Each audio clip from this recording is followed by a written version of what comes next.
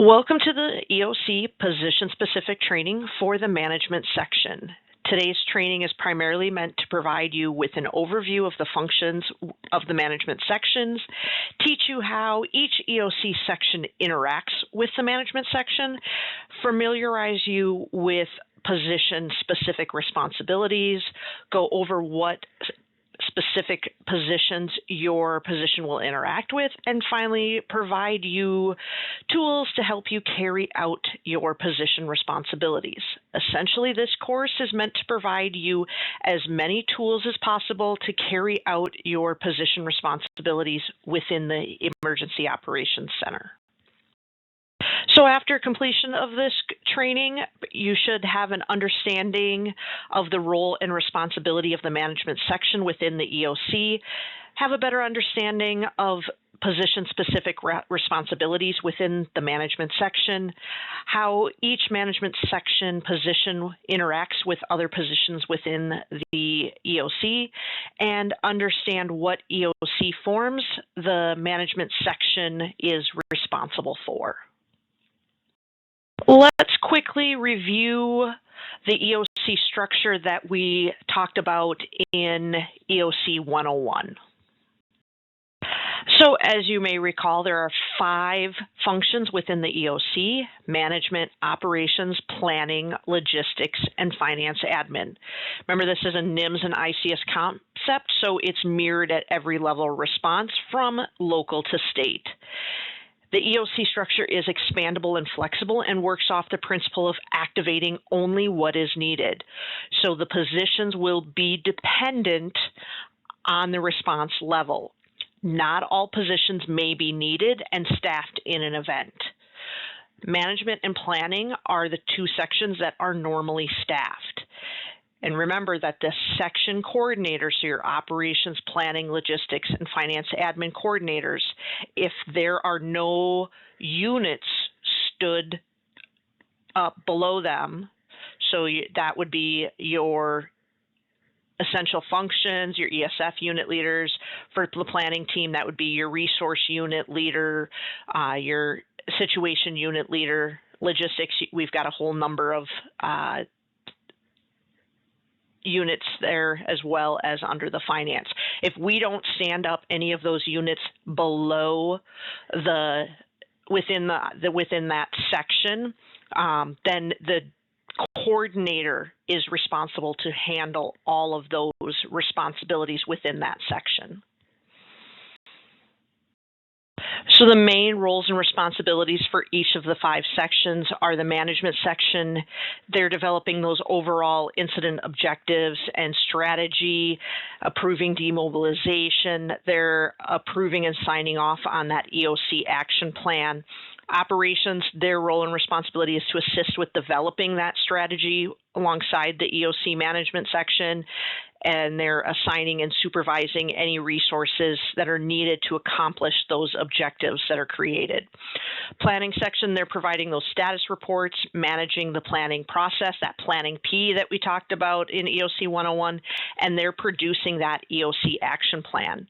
Logistics, they're ordering those resources, and they're developing any transportation and communications plans for internal EOC use.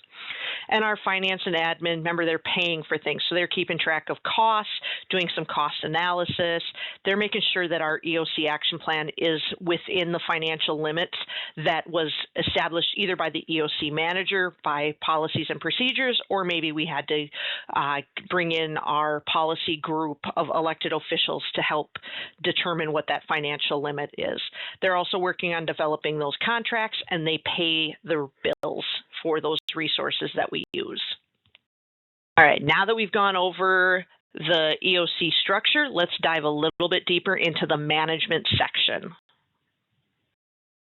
The management section is responsible for the overall emergency policy and coordination through joint efforts of county departments, other governmental agencies, and private organizations.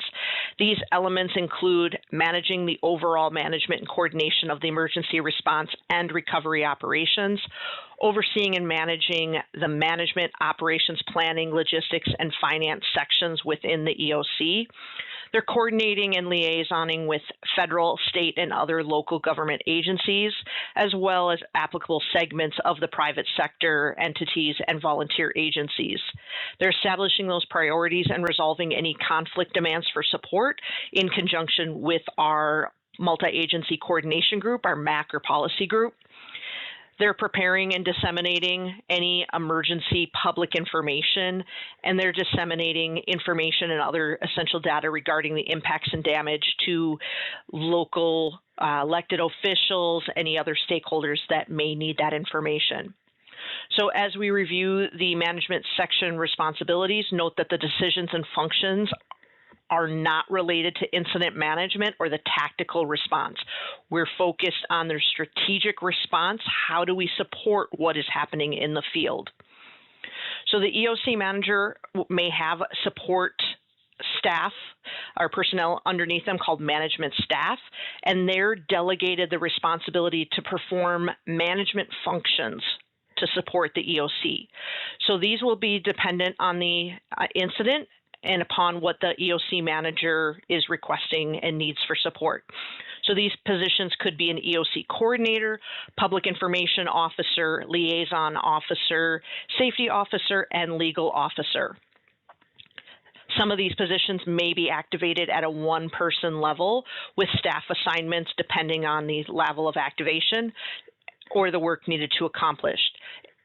They can also be stood up as groups if there is more personnel needed. Prime example is your public information officer.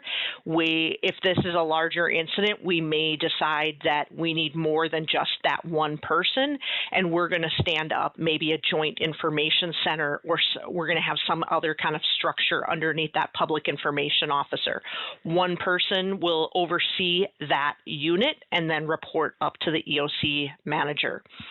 Management staff positions are extremely important because they relieve the EOC manager of many activities that could interfere with their primary responsibilities of EOC management. So this is a list of key skills that the management section may have. When we talk about authority and responsibility, this is likely already assigned to that person through county code or ordinances and such. So they've already have that authority to do certain skills, activate certain plans, and make those decisions, to sign contracts. All of that's already spelled out. We don't have to go get permission. So they've already got that. So that's one of the key points to take away from the management section is they've already got that authority, the responsibility, the leadership. Because of their position, they're already global thinkers, they're very project oriented, and they can help set those county goal objectives. Since the management section is responsible for the overall management of the EOC, it's important that these members understand before an incident what existing guidance, laws, codes, ordinances, maybe knowledge of existing public information systems, and even knowledge of existing plans and procedures that will help identify priorities during a response or recovery operation. So if you've seen this before, this is the planning P. This is an ICS concept that helps us manage our day-to-day operations. This planning P will happen for every operational period. So it starts out with the incident occurring. The EOC gets activated, and our EOC manager, who is likely our emergency management duty officer, is going to then meet with the incident commander or the unified command and figure out what their objectives are in the field. What are they trying to accomplish? That person's then going to bring those objectives back to the EOC, and now they're going to start working on and figuring out, okay, how are we in the EOC going to support those objectives? So now we're creating the EOC objectives. That's done in the initial objectives update policy confirmation. So we're reviewing those objectives, what we want to come up with. we're reviewing any policy that might be for managing sensitive information intelligence, maybe the flow of information into and out of the EOC, as well as creating and completing that initial incident briefing, the objectives briefing of the EOC 202 form. Then goes into how are we going to support them. That's called it's usually the tactics meeting. EOC management is usually not in those meetings because EOC management, remember, you're keeping that 10,000 foot view. You don't want to be there telling our operations section how to support that. You want to give them that broad objective, and then they're the ones figuring out how to do that. So tactics is a section where you're typically not seeing. That's going to be determining your resources and the support needed for the field.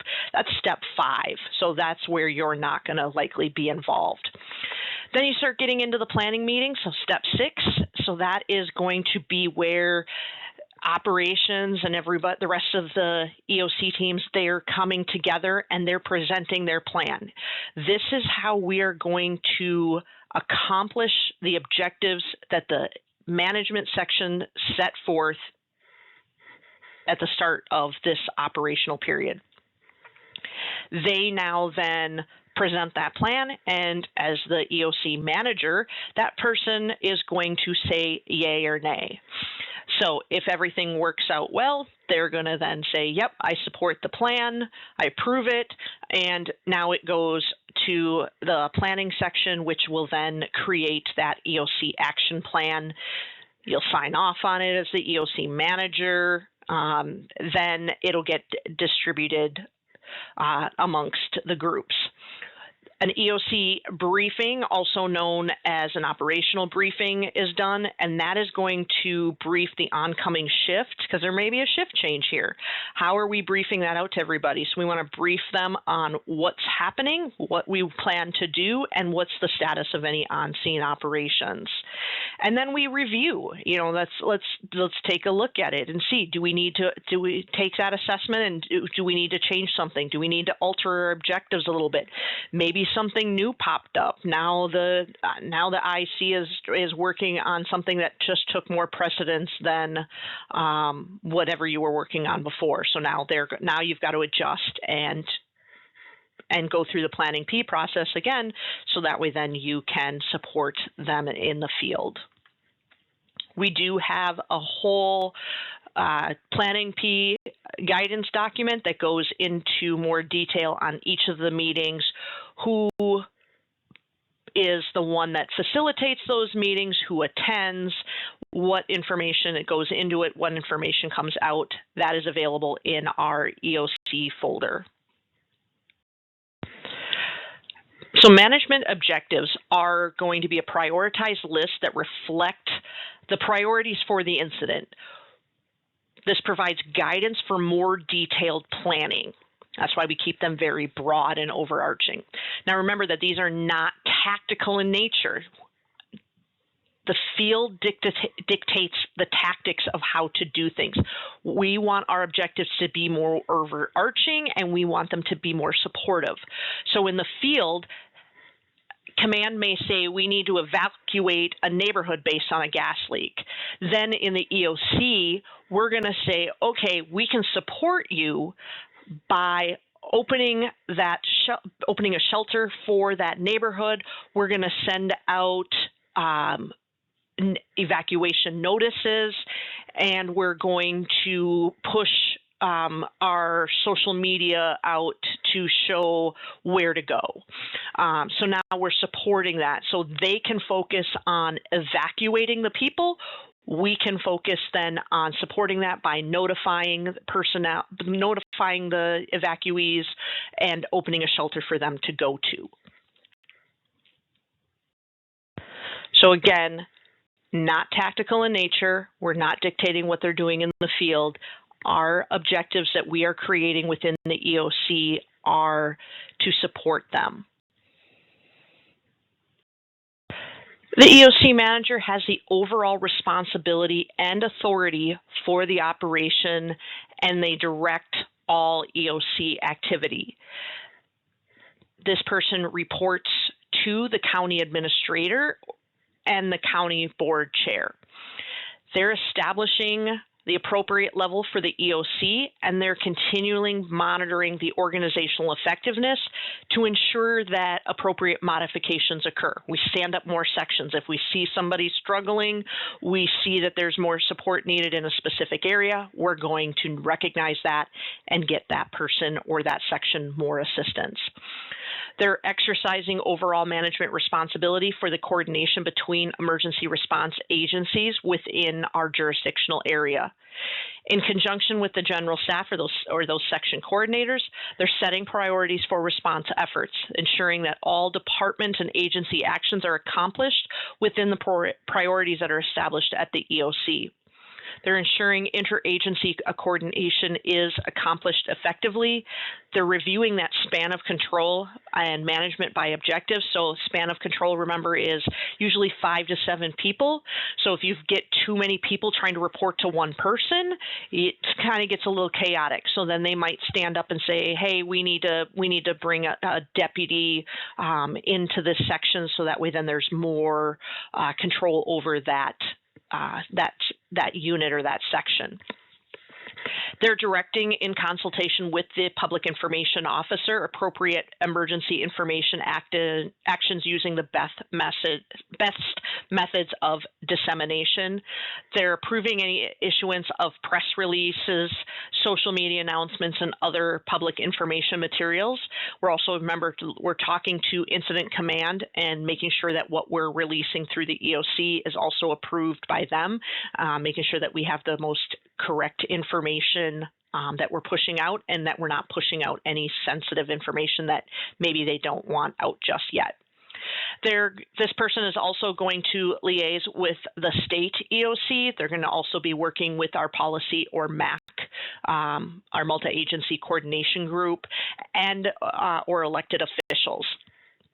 They're going to ensure that staff schedule matches the EOC planning and operational cycle, and they're providing staff assignments and any immediate actions that the staff will need to accomplish.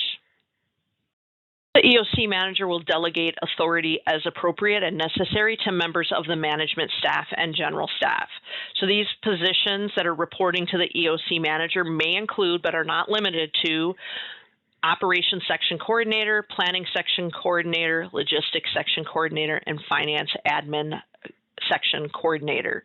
If you've taken ICS courses, you may also see these related as section chiefs.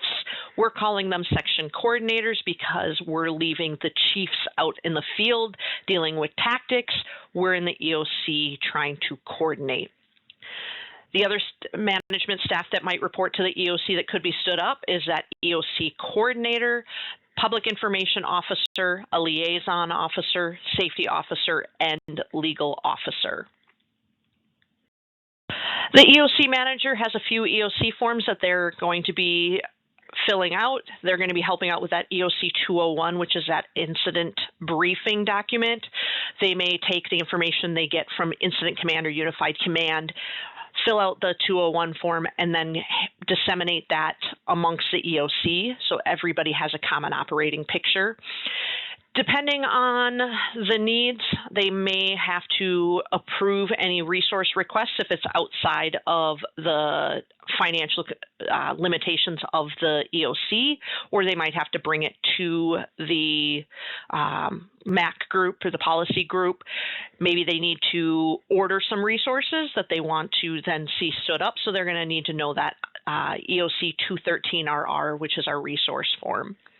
The 214 form, that one's going to be is our incident log, and we're logging any decisions, any communications, any actions that were taken during that operational period, so that we have a log to go back to.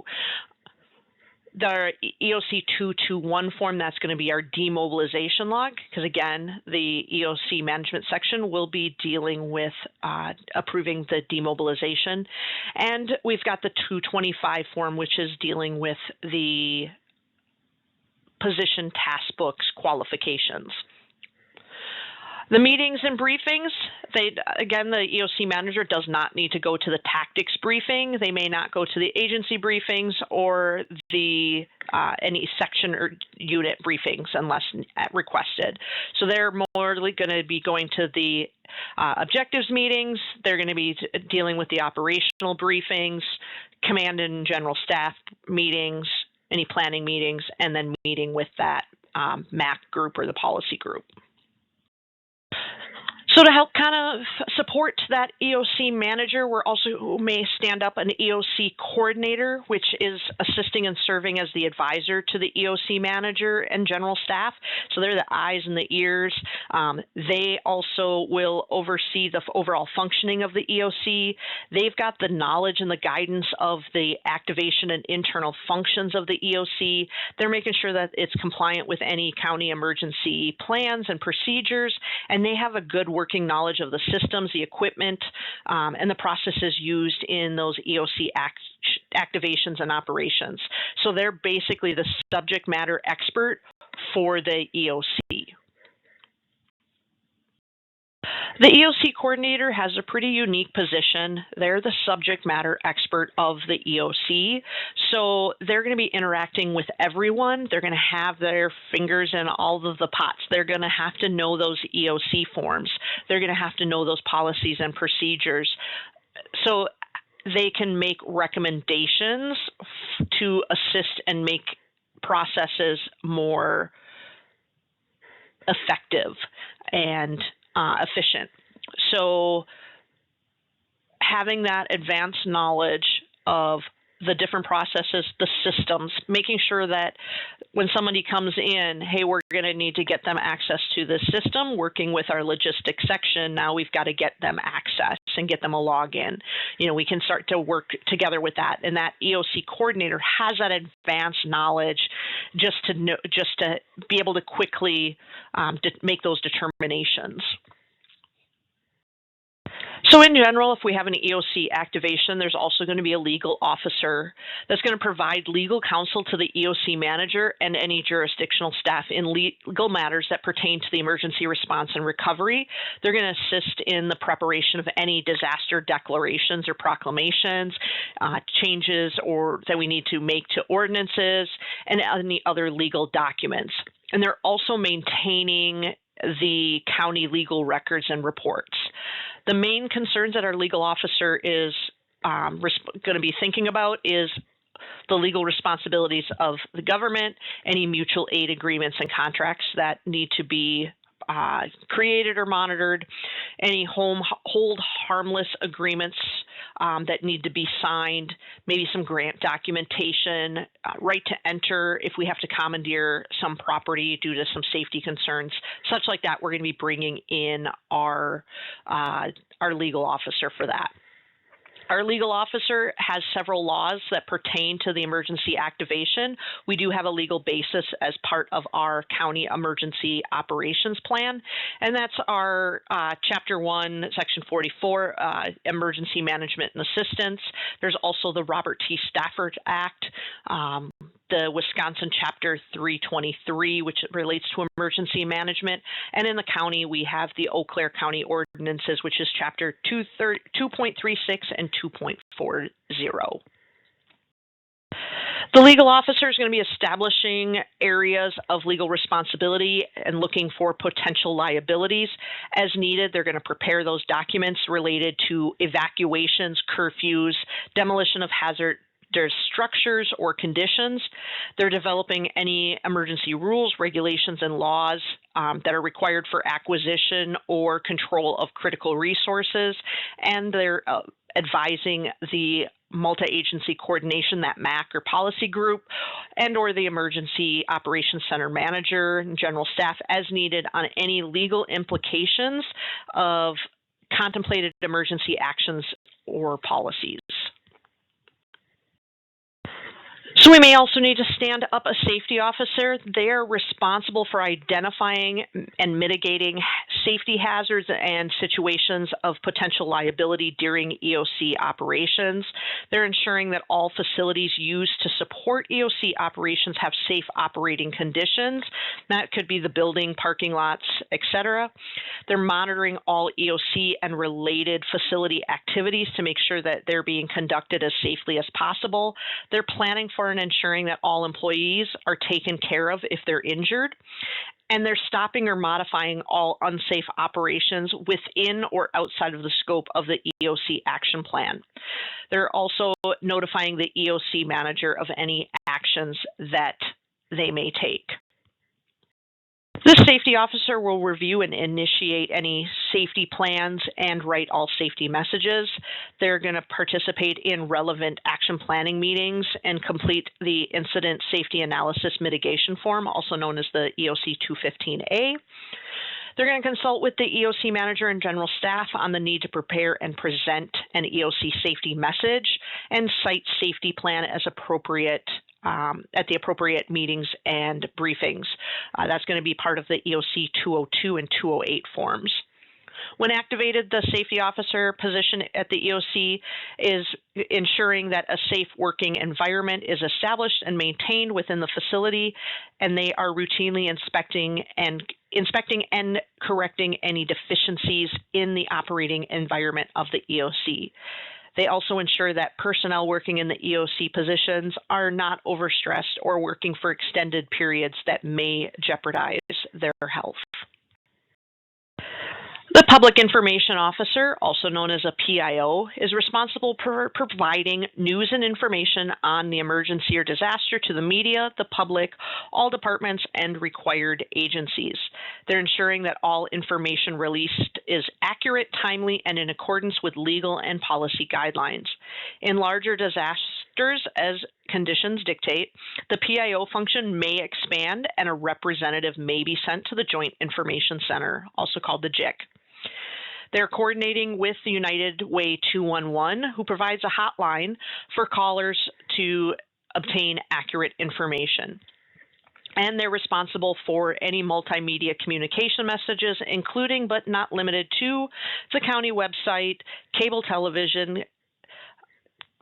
Twitter, Facebook, AM radio, emergency telephone notifications, and other tools. We do have additional guidance on Joint Information Centers available in the EOC folder. The PIO will serve as a central coordination point for the county for all press releases.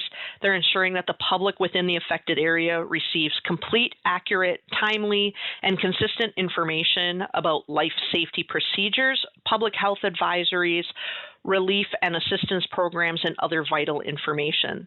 They're coordinating the media releases with other public information officers at command posts for field incidents, as well as any other agencies being represented during the emergency response. They're going to develop the format for press conferences in conjunction with the EOC manager. They're maintaining a positive relationship with those media representatives, and they're supervising the public information function process.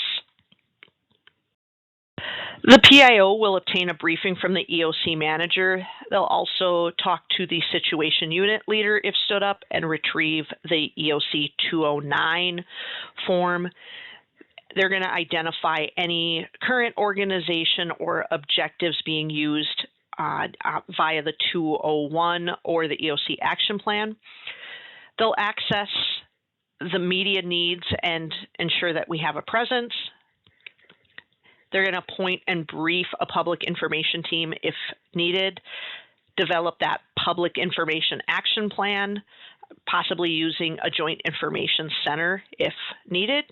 They're going to develop those press releases and submit them to the EOC manager for approval and get those press releases distributed to the relevant stakeholders. They're going to monitor that stakeholder information, social media, and community feedback. We can't afford to ignore social media. Either we get ahead of it and have our message reposted, or we'll let someone else create the message and we take on the much harder task of managing rumor control.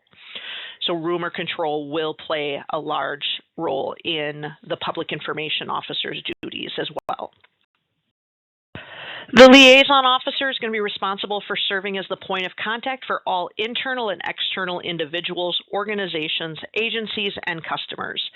This would include, but is not limited to, elected officials, businesses and residents, school districts, government, non-government, community, and faith-based organizations and agencies. The liaison officer, may be abbreviated as LSO, assists the EOC manager and EOC coordinator in conducting briefings for interagency coordination and distribution of the current EOC action plan. They also work with other EOC sections and branches and units to obtain information from the field and ensure that all relevant information is disseminated in a timely manner. They're acting as that point of contact for the agency representatives and maintaining a roster of those agency representatives. The liaison officer will oversee all special events, dignitary visits, and field liaison positions. They are also responsible to evaluate which agencies and organizations may be needed to support operations, such as volunteer organizations or faith-based organizations. So when it comes to the EOC forms for the liaison officer, they're mainly going to be ensuring that the EOC knows which agencies are working in the field, what they're working to do, and a way to get in contact with them. This ensures that we can get information from the field and that we can disseminate important information out to the field as well. Now let's do a little bit deeper dive into those EOC forms. So this is the EOC 201 form. It's a several-page document. It's also called the incident briefing. This form can be used as part of the initial EOC action plan during that first operational period until everybody gets established in the EOC and all of the sections are stood up. The purpose of this 201 form is to provide the EOC manager and command staff with the basic information regarding the situation of the incident and any resources that are currently allocated to the incident. In addition, this document also serves as the initial action worksheet, and it will serve as a permanent record of the initial response of the incident. This document is also a really good document to use when handing off the EOC manager position to the next EOC manager. It's a great document to show currently what's going on, what the situation is, what resources are being utilized, in addition to a full briefing with the oncoming EOC manager. So the incident objectives, our 202 form, is going to describe the basic incident strategy, objectives, command emphasis and priorities, and safety considerations. We have changed this from the traditional ICS 202 form because, again, in the EOC, we are supporting field operations. So each section has their own area on the form to be able to list out their section's objectives. We also do have a sample EOC objectives list for each of the sections that is maintained within the EOC folder. So the organizational list, our 203 form, this is going to be used to document anyone on the EOC side that is being utilized to support the incident.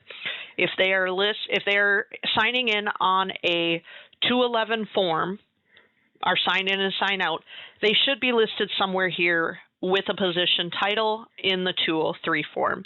This serves when we're starting to talk on the recovery side. We can now then coordinate and show that this person signed in on the 211, this was their position, this is how many hours. So when we start talking getting reimbursement for those positions and those resources, we now have the documentation to support that. The assignment list, or the 204 form, that is utilized by operations to show assignment information to various entities. So if we're going to be sending out a team to support damage assessments, we can then list out these are the people that are assigned to that damage assessment team. These are the areas or the tasks that they're going to accomplish. Here's their contact information. All of that information is then spelled out on that sheet.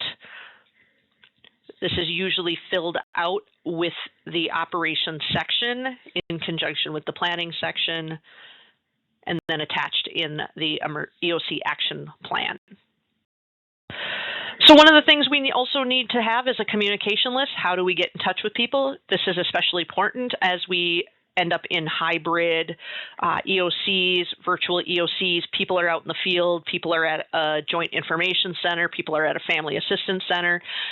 What is the way that we get in touch with them? So anybody that is listed on that organizational list, that 203 form, we're also going to list them on this form by name, what agency they're with, how do we get in touch with them, being their phone number, do we have an email?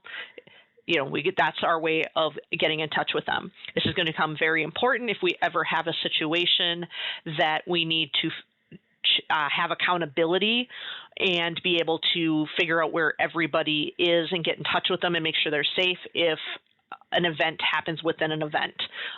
So we want to have that accountability and way to, if we have to evacuate the EOC, how do we make sure we got everybody and everybody's safe? This is the organizational chart, the 207. So this is a visual representation of the 203 form.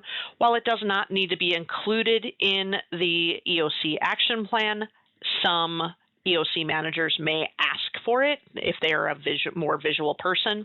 We do like to have something similar to this up on the wall of the EOC during an operation, so that way then people can easily look and see who is assigned to a specific position, especially if they have to go find, hey, who's the public information officer?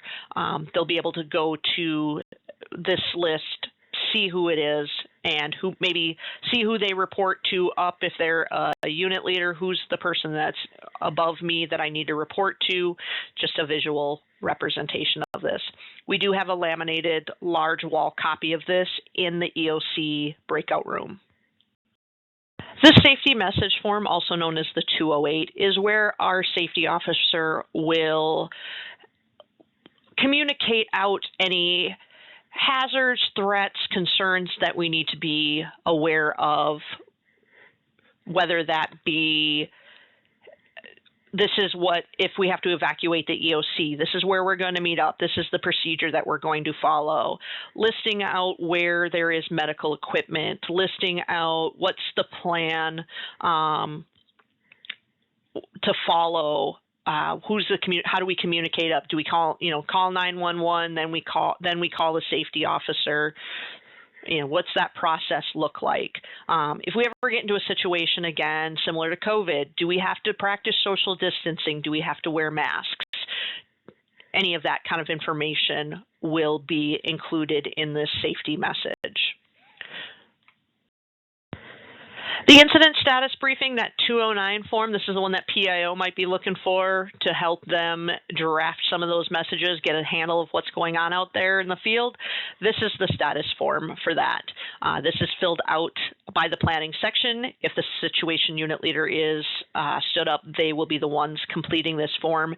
It's a multi-page document, very, very extensive, goes into large detail on the incident. So if this is a smaller incident, this form likely won't be filled out. You'd might likely be looking for the 201 form, but the 209 form on a large incident where there might be multiple jurisdictions affected, there might be injuries, fatalities, such like that, we would likely be completing a 209 form within the EOC.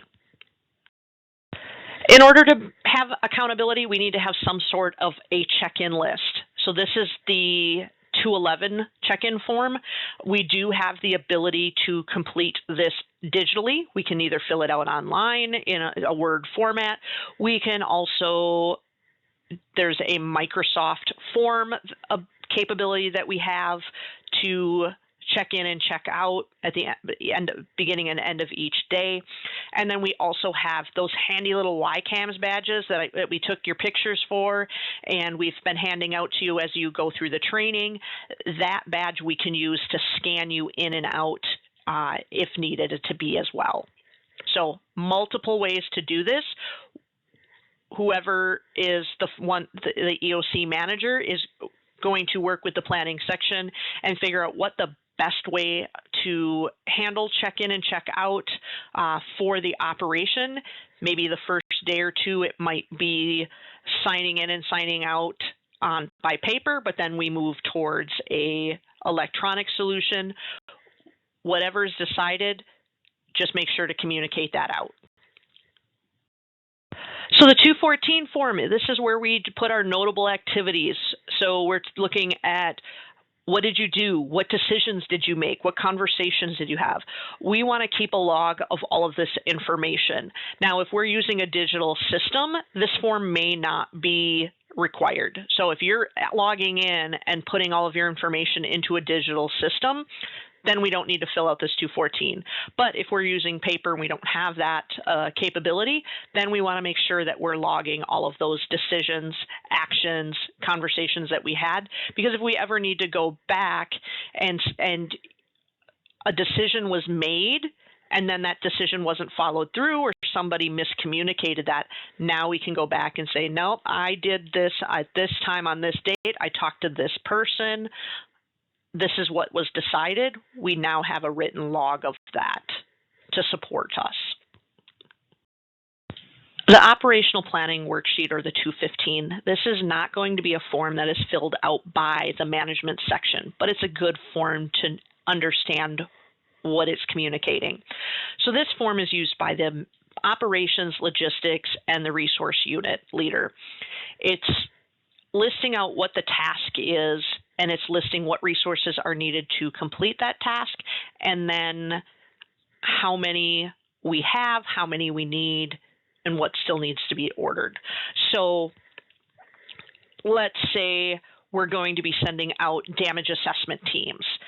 So now we can list damage assessment teams as a task to whatever municipality, and we can break it out by municipality too.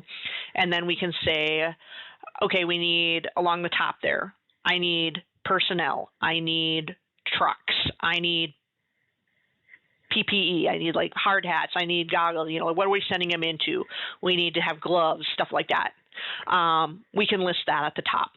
Then what happens is the operations section will then come in and say, okay, I need this many personnel for each team. I need this many trucks. I need this much PPE. Logistics will come in behind that and say, okay, you've asked for this many. I only have this many.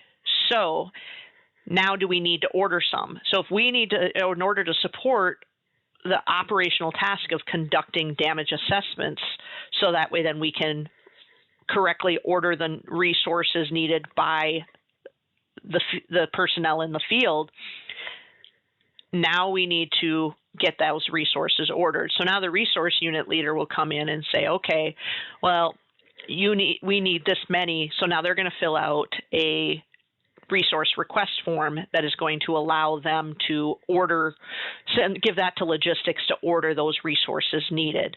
So it's a great worksheet, if you see it on the wall and you see it being used, gives you an understanding of what needs to be accomplished, what resources do we need to accomplish those objectives, and what resources do we not have and need to still order. The safety analysis form, the 215A, this is used by the safety officer. This is typically going to be filled out if we're sending out personnel into the field for damage assessments. What's any of the hazards and risks to them, and how are we mitigating those risks? So if the hazards are, that we're sending vehicles out for these damage assessment teams, the hazard is potentially flat tires, them being stranded on the side of the road. They're going to be walking into areas that, they're rough terrain. Okay, the mitigation is we're going to ensure that everybody has the appropriate attire on, including boots, and then we're going to we're going to be sending them out with ensuring that the vehicles have a spare tire, or they're going to have run flat that they can put in the tire, and then they'll be good to go until they can get to safety. So those would be ways that we would mitigate. So the safety officer is taking what the incident area is, where we're sending people out to, what are those hazards and risks, and then what is the mitigation strategy for those risks. So this busy form, this is the personal development credentialing, or the personal performance rating 225. So we are going to use this. When you're in the EOC, you're going to have a position task book. That position task book is related to your specific position. Those tasks that you're checking off and you're saying that, hey, I did this, I have an understanding of this, I know that I need how to do this, we're going to then, at the end of the day, we're going to then fill out this form to support that, saying that, hey, I need some more work, or hey, I did this proficiently. So it's just a way for us to determine your performance, because eventually these task books may be tied to some grant funding for the county, and we want to make sure that we're going to be meeting that ahead of time. The daily schedule, or the 230, this form is going to be completed by the planning section, but you're going to need to know this in the management section. You're going to need to be able to know what meetings are when, who needs to be there, maybe what internal reports, if we're providing sit reps, if we're doing any press briefings, anything like that. We're going to start writing this down. Now this form here, this is just the ICS forms, very basic, but we do have other forms. Whatever it looks like, it doesn't matter. As long as we are posting somewhere what the daily meeting schedule is, what deliverables are due when, who needs to be at those meetings, and where are those meetings. We want to set those up and make sure that that is communicated out to everybody. Doesn't matter what it looks like. We have several other examples of a daily meeting schedule, also called the battle rhythm, in our EOC folder as well. Well, that's it. We've now gone through and you've completed the position-specific training for the management section. So what are those next steps that you need to take? I've got a quiz for you to take. Super easy. 15 questions, no trick questions, I promise. You're going to take that position task book that you were given during EOC 101. You're going to bring that to any position-specific training that we might do, any EOC drills, training, exercise. Bring that with. We'll start to get you signed off on that. There's a list of recommended position-specific training coming up. Please try to complete that training. We know it's a lot. We know it's a time commitment and such. These trainings will ensure that you are prepared in the EOC. Also, we've got our emergency management calendar. Watch for any of upcoming trainings that are offered, as well as any drills, any exercises that we may have coming up. We will put all of that out there, as well as communicate it out via email. Some of the recommended training that we ask you to take is Incident Command System IS 100-200, the National Incident Management System IS 700, as well as the National Response Framework, IS 800. These are all online, provided by FEMA, and can be taken during downtime. EOC, the basic EOC functions class is also online. If you're interested in learning more about the EOC forms, the Planning P, how all of this works together, we have the ICS 300 courses. Those are an in-person 3-day class, as well as the G191 classes.